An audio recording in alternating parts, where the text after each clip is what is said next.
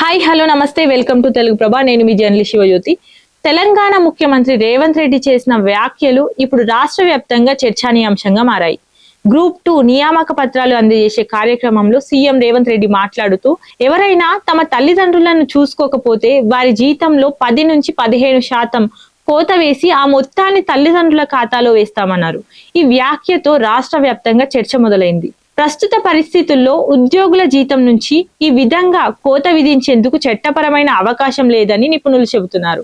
అయితే ప్రభుత్వం కొత్త చట్టం తీసుకొస్తే మాత్రమే ఇది సాధ్యమవుతుందని అంటున్నారు. ఇప్పటికే ఉద్యోగుల జీతాల్లో సిపిఎస్, గ్రూప్ ఇన్సూరెన్స్, టీజీజీఎల్ఐ వంటి మినహాయింపు అమల్లో ఉన్న విషయం మనందరికీ తెలిసిందే. తల్లిదండ్రుల కోసం కోత విధించాలంటే ఈ మొత్తాన్ని బేసిక్ పే నుంచి మినహాయించాల్సి వస్తుందని నిపుణుల విశ్లేషణ. ఇక సామాజిక కార్యకర్తలు మాత్రం మరో కోణంలో చూస్తున్నారు. వారి అభిప్రాయం ప్రకారం కొత్త చట్టం అవసరం లేదు.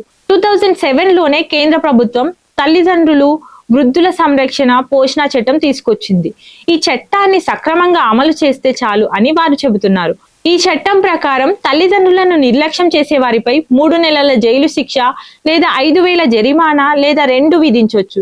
అలాగే తల్లిదండ్రుల ఆస్తి తీసుకున్న వారు వారిని చూసుకోకపోతే ఆ గిఫ్ట్ డీడ్ ను రద్దు చేయవచ్చని సుప్రీంకోర్టు కూడా స్పష్టం చేసింది. మొత్తం చూస్తే రేవంత్ రెడ్డి ఆలోచన నైతికంగా సరైనదే, కానీ చట్టపరంగా కొన్ని సవాళ్లున్నాయి. జీతం నుంచి కోత వేయాలంటే కొత్త చట్టం తప్పనిసరి.